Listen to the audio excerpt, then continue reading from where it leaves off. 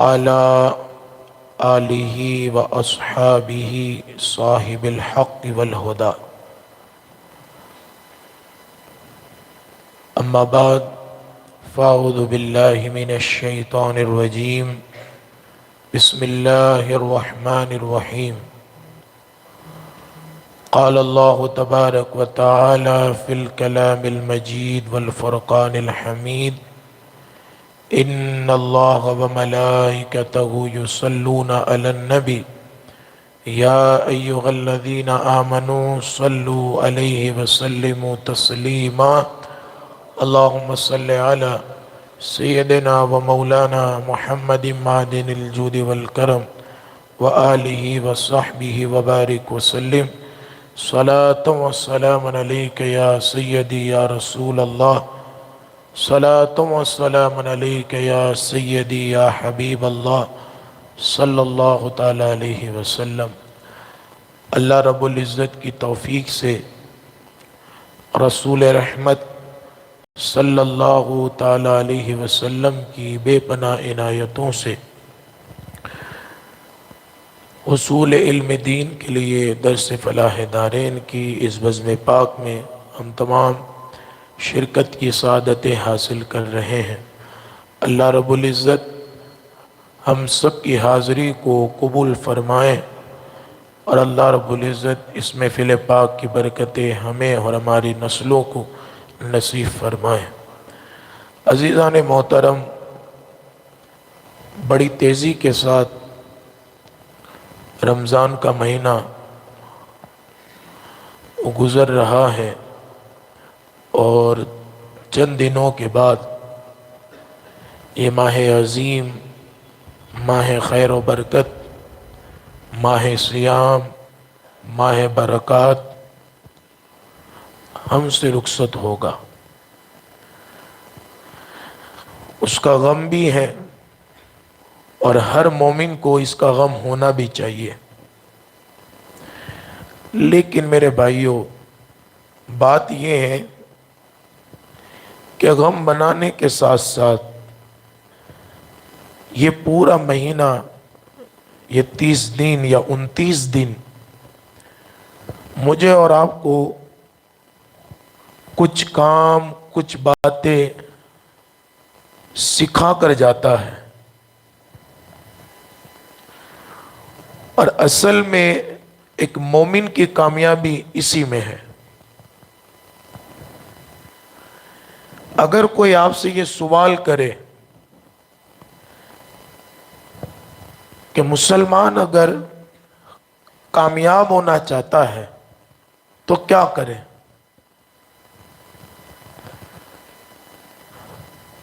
تو جس طرح رمضان کے اس مہینے میں اس کی کیفیت ہوتی ہے، اس کی حالت ہوتی ہے، رمضان کے بعد 11 مہینوں میں اگر اس کی ایسی ہی کیفیت بن جائے کہ رمضان نے جو کچھ اسے سکھایا، رمضان نے جو کچھ اسے بتایا، اور رمضان کے آتے ہی حضرت انسان کی زندگی میں جو جو انقلاب آیا، چینجنگ آئی، اگر اس انقلاب کو، ان اوصاف کو، ان کاموں کو، ان باتوں کو اگر انسان اپنی زندگی کا اوڑھنا بچھونا بنا لے اور بعد رمضان 11 مہینے کو اسی انداز سے، اسی کیفیت سے، اسی جذبے سے گزارے، تو اللہ کی عزت و جلال کی قسم مسلمان کو کامیابی سے کوئی انسان روک نہیں سکتا. کیونکہ رمضان کے آتے ہیں جن کاموں میں ہم لوگ اپنے آپ کو مشغول کرتے ہیں وہ ہماری کامیابی کا راز ہے. دیکھیں رمضان کیا سکھاتا ہے آپ کو.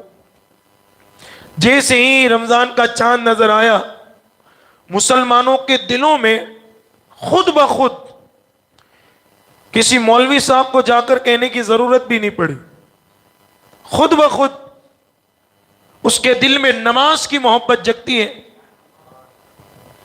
حالانکہ امام صاحب جو ہیں، علماء کرام، یہ سارے لوگ 11 مہینے تک جو ہیں ممبروں پر بیٹھ کر نماز کی عظمتیں، نماز کی فضیلتیں، نماز چھوڑنے کا گناہ، ساری چیزیں بیان کرتے ہیں، لیکن اتنے بیانات کے باوجود بھی اثر نہیں ہوتا، نمازوں کی طرف ہمارے دل مائل نہیں ہوتے۔ لیکن جیسے ہی رمضان کا مہینہ آتا ہے، کوئی تقریر کی ضرورت نہیں پڑتی، خود بخود انسان ڈائریکٹلی جو ہے اپنے آپ کو سمجھا دیتا ہے، بھائی رمضان آ گیا، اب مجھے نمازوں کی پابندی کرنی ہے۔ رمضان آ گیا، رمضان سے پہلے میں ان غلط کاموں کے اندر اپنے آپ کو مشغول رکھے ہوا تھا، رمضان آ گیا بس اپنے آپ کو بچانا ہے۔ جھوٹ بولتا تھا میں،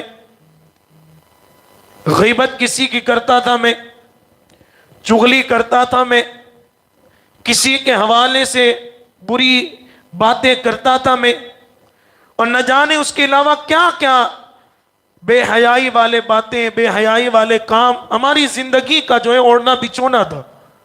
لیکن جیسے ہی رمضان آیا، سامنے والا آپ کو بہکا رہا ہے، گناہ میں مائل بھی کر رہا ہے، لیکن کہہ رہے نہیں بھائی رکو، رمضان آ گیا۔ نہیں، ہم اپنے گھر کی ٹی ویوں کے اندر کیا لگا دیتے؟ پردے۔ کہا کہ جناب کیوں 11 مہینے تو نہیں لگاتے؟ کہا کہ حضرت رمضان ہے۔ گانا سننا بند کر دیتے ہیں، پکچر دیکھنا بند کر دیتے ہیں، یعنی ایک خود بخود انسان کی زندگی میں ایک انقلاب آتا ہے۔ لیکن نقصان میرے بھائی یہ ہے کہ یہ انقلاب صرف جو ایک مہینے کے لیے ہمارے پاس ہے، جیسے ہی یہ مہینہ گزر گیا تو پھر وہیں بے حیائی والی محفلیں، بے حیائی والے کام، بے حیائی والے باتیں، اور پھر جو ہے گانوں سے محبت، پکچروں سے محبت، ٹی ویوں سے محبت، زنا کی طرف ہمارے قدم بڑھ رہے ہیں، شراب کی طرف ہمارے قدم بڑھ رہے ہیں۔ بات یہی ہے میرے بھائیوں کہ حقیقت میں کامیابی اسی میں ہے کہ یہ جو پیارا مبارک مہینہ مجھے اور آپ کو سکھا کر جاتا ہے، اگر دیگر مہینوں کے اندر اس سکھے ہوئے سبق پر ہم عمل کریں تو اللہ کی عزت و جلال کی قسم مسلمان کا ہر بڑھتا ہوا قدم کامیابی کی طرف ہوگا، ہر بڑھتا ہوا قدم کامیابی کی طرف ہوگا۔ لیکن ہم ایسا کرتے نہیں۔ ابھی سوشل میڈیا پر، کیونکہ آج کل سوشل میڈیا نے، میں اس کی وضاحت کر دوں، اللہ پاک ہماری نسلوں کو بچائے، آج کل رمضان، تراویوں کا، روزوں کا، سحریوں کا، افطاریوں کا ہمارے بچے ہی مذاق بنا رہے ہیں۔ اللہ معاف کرے، چند ٹکے کی ویورشپ کے لیے، چند ٹکے کی شہرت کے لیے، اور نہ جانے ایسے ایسے کام کر گزر جاتے ہیں ویڈیو بنانے کے چکر میں، جو کھلم کھلا نمازوں کی بے ادبی ہے، تراویوں کی بے ادبی ہے، سحری کی بے ادبی، افطاری کی بے ادبی۔ آپ دیکھ لیں، باضابطہ ایسا ظاہر کر رہے ہیں ہمارے بچے آج کل انسٹاگرام پر اور دیگر پلیٹ فارمز پر ریلز بنانے کے لیے کہ جیسے یہ مہینہ کھانے پینے کے لیے آتا ہے، اور کیا کہتے ہیں؟ آج تو سکھ کے دن ہے۔ مسجد کے اندر اگر حلیم بنا ہو، مسجد کے اندر بریانی بنی ہو، تو ریلز بنا کر کہتے ہیں آج تو سکھ کے دن ہے، اور جس دن اگر سادہ کھانا بنا ہو تو کیا دکھ کے دن ہے۔ رمضان کے آتے ہی ایسی ایسی ویڈیو کو وائرل کیا جا رہا ہے کہ جیسے کھلم کھلا یہ لوگ رمضان کا مذاق بنا رہے ہیں، اور امت کو اپنی جہالت کی بنیاد پر یہ سمجھانا چاہتے ہیں کہ رمضان عبادت کے لیے نہیں ہے، صرف پیٹ بھرنے کے لیے آتا ہے۔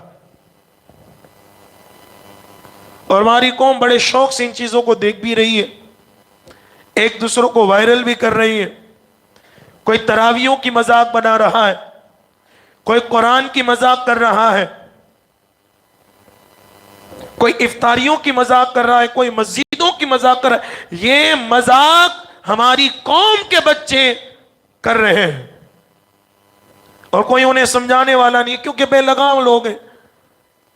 ان کا دین سے، شریعت سے، مسائل سے، کن کاموں سے، کن باتوں سے انسان اسلام سے خارج ہو جاتا ہے، ان چیزوں سے ان کا کچھ لینا دینا ہے ہی نہیں. تو میں ایسے لوگوں سے گزارش کروں گا کہ خدا کے واسطے اپنے دین کا مذاق نہ بنائیے. چند ٹکے کی شہرت کے لیے، چند ٹکے کی ویورشپ کے لیے میڈیا پر آ کر مسلمانوں کا یہ جو خوبصورت مہینہ ہے اور اللہ نے جو خوبصورت روزے کی، نماز کی، افطاریوں کی، سحریوں کی جو عبادتیں عطا کی ہیں، اللہ کے واسطے اس کا مذاق مت بنائیے.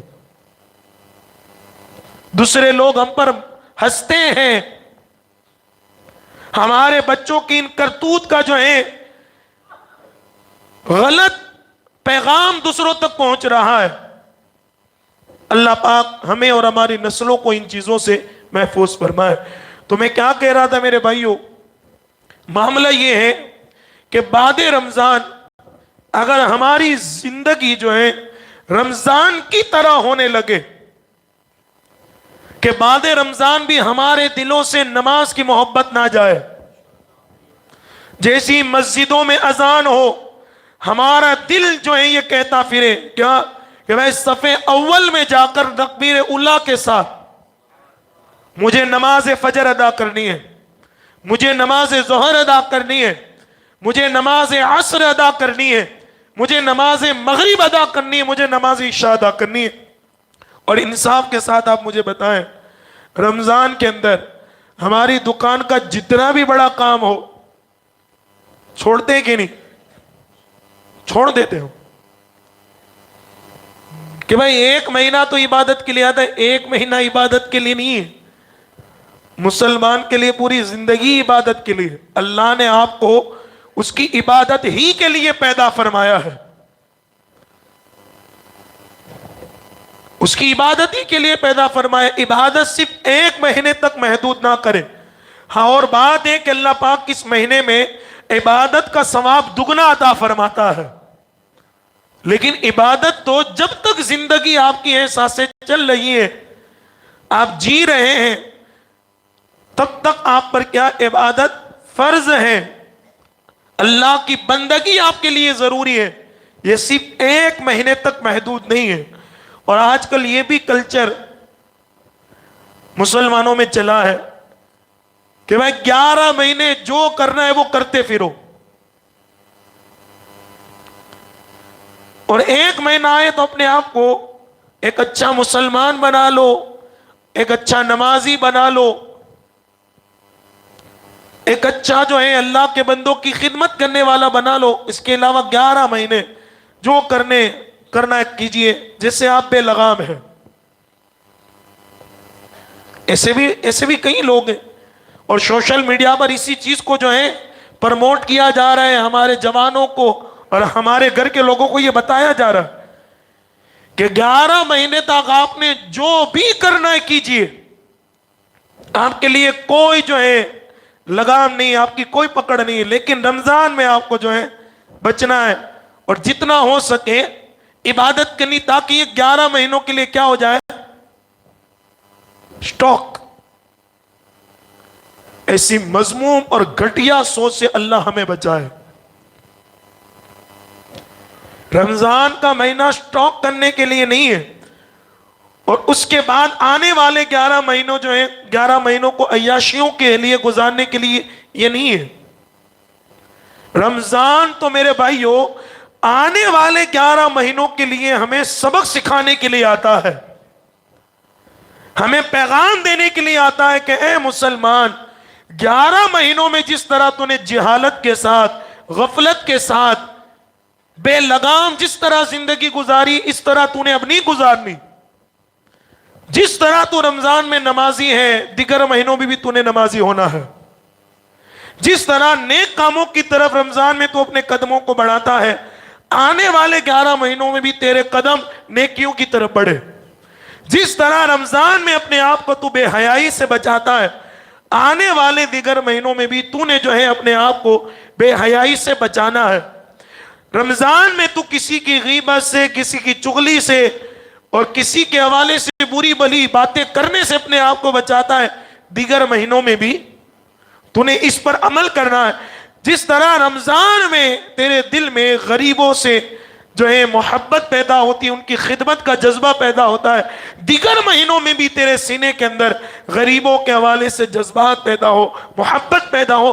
رمضان تو میرے بھائیو ہمیں یہ سبق سکھا کر جاتا ہے. جس طرح تو رمضان میں اپنا بستر چھوڑ کر نماز تہجد کی ادائیگی کرتا ہے، اپنا بستر چھوڑ کر نماز فجر کی ادائیگی کے لیے مسجدوں میں آتا ہے، تو بعد رمضان بھی تیرے جذبات نماز فجر کے حوالے سے ایسی ہونا چاہیے. تو میرے بھائیو یہ ساری چیزیں رمضان مجھے اور آپ کو سکھاتا ہے. لیکن بات کیا ہے، ہم نے اس مہینے کو صرف اس مہینے کی عبادت تک ہی محدود رکھا. اللہ پاک ہم سبھی کو میرے بھائیوں بعد رمضان بھی رمضان کی طرح زندگی گزارنے کی توفیق عطا فرمائے. بعد رمضان بھی اللہ ہمیں کثرت کے ساتھ عبادت کی توفیق عطا کرے. بعد رمضان اللہ پاک ہم سبھی کو نمازوں کی پابندی کی توفیق عطا کرے. بعد رمضان اللہ پاک ہم سبھی کو نیک اور بھلے کام کرنے کی توفیق عطا فرمائے. بعد رمضان بھی اللہ پاک ہم سبھی کو غریبوں کا خیال کرنے کی توفیق عطا کرے. بعد رمضان بھی اللہ پاک ہمیں ہر قسم کے گانے، باجے، موویز، پکچریں اور بے حیائی والی چیزوں سے بچنے کی توفیق عطا فرمائے. بعد رمضان اللہ پاک ہمیں قرآن کی محبت عطا فرمائے. کوشش کریں، اس رمضان میں کئی حضرات ایسے ہیں جنہیں قرآن پڑھنا نہیں آتا اور ان کا دل جو ہے جلتا ہے، اندر ہی اندر سے وہ افسوس کرتے کہ بھائی یہ دیکھو مسجدوں کے اندر اتنے سارے لوگ قرآن پڑھنے والے ہیں، لیکن افسوس مجھے پڑھنا نہیں آتا، مجھے پڑھنا نہیں آتا. تو بعد رمضان جو یہ 11 مہینے آئیے مسجدوں میں اپنے علماء کرام سے رابطہ کیجئے. کہا کہ حضرت کوشش کریں آنے والا 2027 کا جب رمضان آئے تو میں صحیح طریقے سے قرآن پڑھنے والا بن جاؤں اور میں بھی تلاوت قرآن کے جو ہے اس خوبصورت ماحول میں اپنے آپ کو جو ہے مبتلا کروں اور اس کی برکتوں کو حاصل کروں. کئی ایسی چیزیں جو ہمیں نہیں آتی سیکھنے کی کوشش کریں. روزوں کے مسائل ہمیں یاد نہیں، ہم صاحب نصاب ہیں لیکن زکوٰۃ کے مسائل ہمیں یاد نہیں. یہ ساری چیزیں میرے بھائیوں ہمیں کرنی چاہیے تاکہ ہماری زندگی میں جتنی زندگی باقی ہمیں بھی کام آئے اور ہمارے آنے والی نسلوں کو بھی کام آئے. جس طرح تلاوت قرآن کا جذبہ ہمارے سینوں میں رمضان ہی میں پیدا ہوتا ہے، کوشش کریں بعد رمضان 11 مہینوں میں ایک بھی دن ایسا نہ ہو جو تلاوت قرآن سے خالی ہو. کچھ نہ کچھ روزانہ 1 صفحہ، 2 صفحہ، 3 صفحہ، اللہ توفیق دے آدھا پارہ پڑھیے اور اللہ آپ کو توفیق دے پورا 1 پارہ پڑھیے. اللہ اگر آپ کو توفیق دے 1 ہفتے کے اندر ختم قرآن کیجئے، 10 دنوں میں ختم قرآن کیجئے، 1 مہینے میں ختم قرآن کیجئے، پڑھیے. کیونکہ رمضان مجھے اور آپ کو سکھانے کے لیے آتا ہے کہ یہ جو قرآن اللہ کی کتاب ہے صرف 1 مہینے کے لیے تیرے رب نے تجھے نہیں عطا فرمائی. اور ایک بات یہ بھی یاد رکھے، عربی ضرور پڑھنا چاہیے، جو قرآن میں لکھا ہوا ہے اس کا ثواب ہے، لیکن قرآن میں کیا لکھا ہے وہ بھی سمجھنا ضروری ہے. صرف پڑھنے کے لیے اللہ نے قرآن ہمیں نہیں دیا. قرآن کے اندر اللہ نے مومنوں کے لیے علم کے خزانے رکھے ہیں. پڑھیے، آپ کوشش کیجئے کہ ان 11 مہینوں کے اندر میں قرآن کریم کو جو ہے اس کے ترجمے کے ساتھ اور قرآن کی یہ آیتیں مجھے کیا سمجھانا چاہ رہی ہے، کیا سکھانا چاہ رہی ہے اور امت مسلمہ کو کیا پیغام دینا چاہ رہی ہے، یہ ساری چیزیں اللہ نے ہمیں سیکھنے کے لیے قرآن میں عطا فرمائی. لیکن سال ہر سال گزر گئے، قرآن کی ایک آیت کا ہمیں مطلب پتا نہیں، کیونکہ ہم نے قرآن کو صرف اور صرف تلاوت تک محدود رکھا، اور حقیقی پیغام جو قرآن ہے، قرآن جو ہمیں سبق دے رہا ہے، قرآن جو ہمیں سکھا رہا ہے، ایک بات یاد رکھیں، زندگی کی کامیابی کا ہر پہلو آپ کو قرآن میں ملے گا۔ انسان کی کامیابی کا ہر پہلو قرآن میں ہے، اور انسان کن کن کاموں سے ناکام ہوتا ہے، وہ ساری چیزیں بھی اگر آپ کو ملے گی وہ بھی قرآن میں۔ میرے بھائیو، قرآن میں کیا نہیں ہے مجھے وہ بتایا، لیکن افسوس کا مقام یہ کہ ہم نے قرآن کو صرف تلاوت تک محدود رکھا۔ میں انکار نہیں کرتا، ضرور کرنی چاہیے تلاوت، لیکن تلاوت کے ساتھ تمہارا رب قرآن کے ذریعے جو تمہیں پیغام دینا چاہ رہا ہے، تمہیں سمجھانا چاہ رہا ہے، تمہاری زندگی کے حوالے سے تمہیں بتانا چاہ رہا ہے، وہ آپ کب سمجھیں گے؟ علماء کرام تو اپنی ذمہ داری پوری کر رہے ہیں، لیکن آپ کو بھی اپنی ذمہ داری کا احساس ہونا چاہیے کہ اللہ پاک نے اتنی عظیم ہمیں کتاب، عظیم رسول کے صدقے عطا فرمائی، تو یہ صرف گھر میں طاق میں رکھنے کے لیے نہیں ہے، گھر میں صرف خوبصورت جزدان لگا کر جو ہے رکھنے کے لیے اللہ نے ہمیں نہیں عطا فرمائی۔ جس طرح محبت قرآن رمضان میں آپ کے سینوں میں جگ رہی ہے، بعد رمضان بھی ایسی محبت پیدا کریں کہ صرف آدھا گھنٹہ یا 1 گھنٹہ قرآن کے لیے نکالے۔ علماء کرام کے پاس جائیے اور ان سے سیکھیے کہ حضرت بتائیے کہ سورہ بقرہ ہمیں کیا بتانا چاہ رہی ہے، سورہ آل عمران کے اندر اللہ رب العزت نے کیا کیا احکامات نازل فرمائے ہیں، یہ سورہ یاسین کیا ہے، سال ہر سال تک صبح اٹھتے ہی سورہ یاسین پڑھتے، بڑی اچھی بات ہے، لیکن سورہ یاسین کا مطلب کیا ہے، سورہ یاسین کا پیغام کیا ہے، سورہ یاسین میں اللہ رب العزت نے کیا کیا باتیں ذکر فرمائی، یہ کب سیکھیں گے؟ روزی میں برکت کے لیے ہر بعد مغرب جو ہے آپ سورہ واقعہ کی تلاوت کرتے ہیں، برکت ضرور ہے، میں انکار نہیں کرتا، یہ ساری برکتیں قرآن ہی کی ہے، لیکن کبھی یہ بھی تو جذبہ پیدا کرے کہ بھائی اتنے سالوں سے سورہ واقعہ روزی میں برکت کے لیے پڑھ رہا ہوں اور اس سے ہو بھی رہی ہے، لیکن سورہ واقعہ ہمیں سکھانا کیا چاہ رہی ہے، ہمیں بتانا کیا چاہ رہی ہے؟ ہر روز بعد نماز عشاء سونے سے پہلے سورہ ملک کی میں تلاوت کرتا ہوں تاکہ قبر میں بے حساب اللہ مجھے نجات عطا کرے، قیامت کے دن یہی صورت میری بخشش کا ذریعہ بنے۔ لیکن ذرا پڑھے بھی تو صحیح کہ سورہ ملک آپ کو کیا پیغام دے رہی ہے، اللہ نے اپنے بندوں کے لیے اس میں کیا پیغام دیا ہے؟ صرف تلاوت تک محدود نہ رہے میرے بھائیوں، میں پورے قرآن کی بات نہیں کرتا، جو جو صورتیں آپ روزانہ پڑھتے ہیں اس کا تو مطلب سمجھ لیجئے، اس کا ترجمہ تو جان لیجئے، اس کی تو تفسیر جان لیجئے۔ میں چیلنج کر کے کہتا ہوں کہ اگر آپ نے ان صورتوں کی بھی اگر تفسیر اور ترجمے کو جان لیا، پھر آپ کے دل میں خود بخود جذبہ پیدا ہوگا کہ آپ پورے قرآن کی تفسیر کو، پورے قرآن کے ترجمے کو انشاءاللہ مولا تعالیٰ میں سیکھنے کی کوشش کروں گا۔ لیکن ایک بات یہ بھی یاد رکھیں، ہر کسی کا ترجمہ اور ہر کسی کی تفسیر بھی میں نے اور آپ نے اٹھانی نہیں ہے۔ ترجمہ کس کا اٹھانا ہے؟ سید اعلیٰ حضرت کا، جو کنز الایمان ہے، ایمان کا خزانہ ہے، اور تفسیر اسی میں جو حضرت سید نعیم الدین مراد آبادی رحمت اللہ علیہ نے بڑی مختصر اور جامع جو تفسیر فرمائی اس کو پڑھنی ہے، کوشش کریں گے انشاءاللہ۔